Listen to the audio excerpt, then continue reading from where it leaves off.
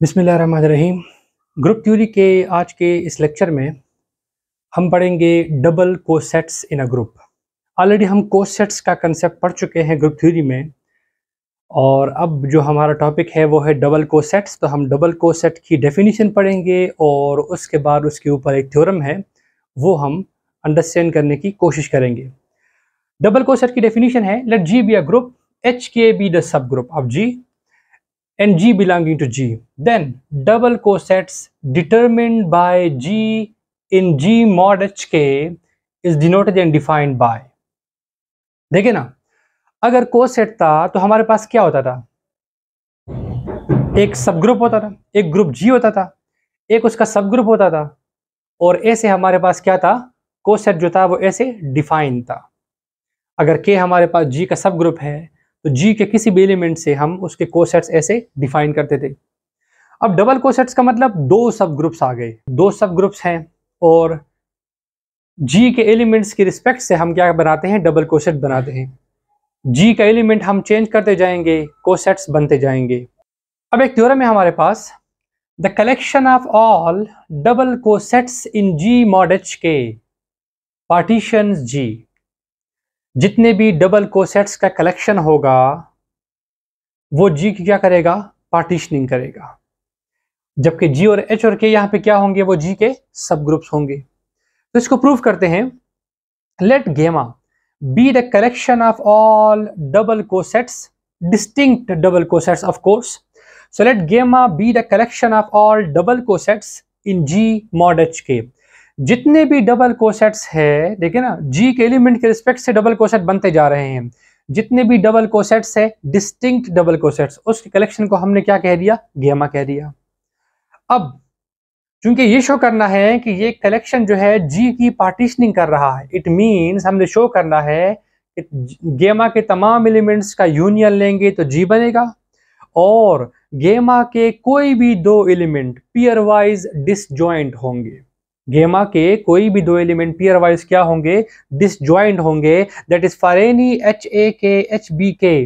गेमा के कोई भी दो एलिमेंट ले लिए, ए बी जो है वो G से बिलोंग कर रहे हैं, HAK इंटरसेक्शन HBK क्या होना चाहिए? एम्प्टी आना चाहिए। गेमा के एलिमेंट्स पीयर वाइज डिसजॉइंट होने चाहिए। सो ऑब्वियसली यूनियन गेमा इज सबसेट ऑफ G।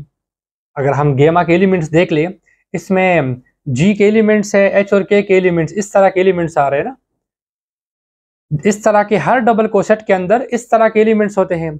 अब G किसका एलिमेंट है? ग्रुप का एलिमेंट। K H किसका एलिमेंट है? H का H G का सब ग्रुप, तो ये भी ग्रुप का एलिमेंट। K कैपिटल K का एलिमेंट है, K G का सब ग्रुप, तो ये भी ग्रुप का एलिमेंट। मतलब ये है डबल कोसेट्स के अंदर जो एलिमेंट्स है बेसिकली वो G के एलिमेंट्स ही बन रहे हैं। तो जितने भी डबल कोसेट्स है उनका यूनियन ले तो वो G का सबसेट आएगा, ये तो ऑफकोर्स, इसमें तो कोई डाउट नहीं है। लेकिन हमने उनको इक्वल शो करना है कि यूनियन गेमा इज इक्वल टू G। सो अब हमने G को यूनियन गेमा के इक्वल सबसेट प्रूफ करना है। सो हम G का एक एलिमेंट लेते हैं, let X belonging to G। Then चूंकि आइडेंटिटी एलिमेंट H में भी है, आइडेंटिटी एलिमेंट K में भी है, सो EXE बिलोंग्स टू HXK। ये एक डबल कोसेट है और इसके अंदर ये वाला एलिमेंट होगा। EXE का मतलब क्या है? X ही है। सो X किसका एलिमेंट था? G का एलिमेंट। किस में आ गया? HXA, यानी डबल कोसेट में आ गया। ये बहुत सारे डबल कोसेट्स हैं, इनमें से किसी एक में आ गया। इट मींस अगर इनमें से X किसी एक में भी है तो वो इनके यूनियन में भी है। It means X union gamma से बिलोंग कर गया।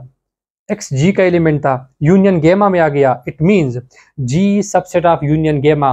अब यूनियन गेमा सबसेट G का था, उसको हमने स्टार से डिनोट किया था। यूनियन और G सबसेट है यूनियन गेमा का, उसको हमने स्टार प्राइम से डिनोट किया।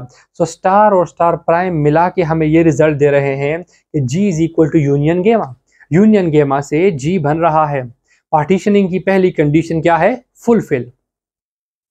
अब हमने चेक करना है कि जो गेमा के एलिमेंट्स है वो पीयर वाइज डिसजॉइंट है। For HAK HBK belonging to gamma, to prove their intersection is empty we assume on contrary. हम कंट्ररी एज्यूम करते हैं कि their intersection is non empty, intersection empty नहीं है। सपोज करते हैं अगर इंटरसेक्शन एम्प्टी नहीं है तो फिर इंटरसेक्शन से हम एक एलिमेंट लेते हैं X। अब अगर ये x इन दोनों के इंटरसेक्शन में है, it means x h1 x जो है वो HAK में भी है, इट मींस x जो है वो HBK में भी है, दोनों में है। अगर x HAK में है तो उसकी शेप इस तरह से होगी, H1AK1 एज्यूम कर रहे हैं हम। अगर x HBK में है तो उसकी शेप ऐसे होगी, H2BK2। अब या ये भी x की वैल्यू, ये भी x की वैल्यू, दोनों का हमने क्या कर दिया, इक्वेट कर दिया। अब इसके बाद ये H1 इधर आके H1 इनवर्स बन जाएगा, ये K1 इधर आके K1 इनवर्स बन जाएगा। बेसिकली हमने यहाँ पे कुछ स्टेप जो है वो स्किप कर दिए। बेसिकली हम यहाँ पे H इनवर्स अप्लाई करते हैं, यहाँ भी करते हैं, यहाँ पे आइडेंटिटी बन जाएगा, खत्म हो जाएगा। यहाँ पे K1 इनवर्स अप्लाई करते हैं, यहाँ भी करते हैं, यहाँ पे खत्म, यहाँ पे आ जाएगा। तो वही काम हमने यहाँ पे किया। अब इसके बाद हम HAK का कोई एलिमेंट y लेते हैं, let y belonging to HAK। तो अगर y HAK में है तो y के जो स्ट्रक्चर होगा वो ऐसे होगा, small h a small k। अब ये a की वैल्यू है, इस a की वैल्यू को यहां से यहां पे हम क्या करते हैं, इनपुट करते हैं। So y is equal to h अपनी जगह, इस a की जगह पर ये पूरी वैल्यू यहां आ गई और ये k अपनी जगह। अब यहाँ पे एसोसिएटिव लॉ लगा रहे हैं इन तीनों पे और इन तीनों पे, ये तीन अलग, ये तीन अलग। ये तीन H1 H2 किसके एलिमेंट है, H के एलिमेंट्स है। K2 K1 इनवर्स K किसके एलिमेंट्स है, K के एलिमेंट्स है। H और K सब ग्रुप्स यानी ग्रुप्स है, इन्होंने क्लोजर लॉ होल्ड करेगा। सो ये सारा एलिमेंट H का है, ये सारा एलिमेंट K का है। इट मींस Y बिलोंग कर गया HBK से। Y किसका एलिमेंट था, HAK का, किस में आ गया, HBK में। इट मींस HAK सबसेट बन गया HBK का।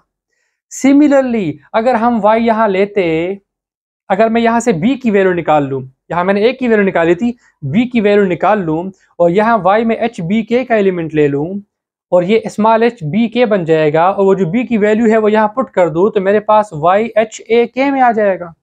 यानी similarly we can prove HBK subset of HAK। हम ये भी शो कर सकते हैं। सो इसका मतलब ये हुआ कि HAK is equal to HBK, which is a contradiction, क्योंकि गिवन है the collection of all double cosets, जितने भी डिस्टिंक्ट डबल कोसेट्स हैं हम उनकी बात कर रहे हैं। Collection of all double cosets वो डिस्टिंक्ट होते हैं। सो ये कंट्रोडिक्ट कर रहा है उनकी डिस्टिंक्ट एलिमेंट, जो हमने कहा था collection of all double coset जो है वो डिस्टिंक्ट है, उसको कंट्रोडिक्ट कर रहा है। सो HAK HBK जो है कंट्रडिक्ट कर रहा है हमारी स्टेटमेंट को कि जितने भी कलेक्शन है, जितने भी यहाँ डबल कोसेट्स है वो डिस्टिंक्ट है, उसको ये कंट्रडिक्ट कर रहा है क्योंकि ये दो इक्वल आ रहे हैं, हालांकि A और B G के डिफरेंट एलिमेंट्स हैं। Hence our supposition is not true and their intersection is empty। हमने जो इंटरसेक्शन को नॉन एम्प्टी माना था वो सपोजिशन हमारी गलत थी। सो इंटरसेक्शन एम्प्टी आएगा एंड हिंस गेमा पार्टीशन G, और जो गेमा है collection of all distinct double cosets है वो G की पार्टीशनिंग कर रहा है। सो इस लेक्चर में हमने डबल कोसेट की डेफिनेशन पढ़ी और डबल कोसेट्स पे ऊपर एक थ्योरम पढ़ा कि collection of all double cosets in G mod H के पार्टीशंस G।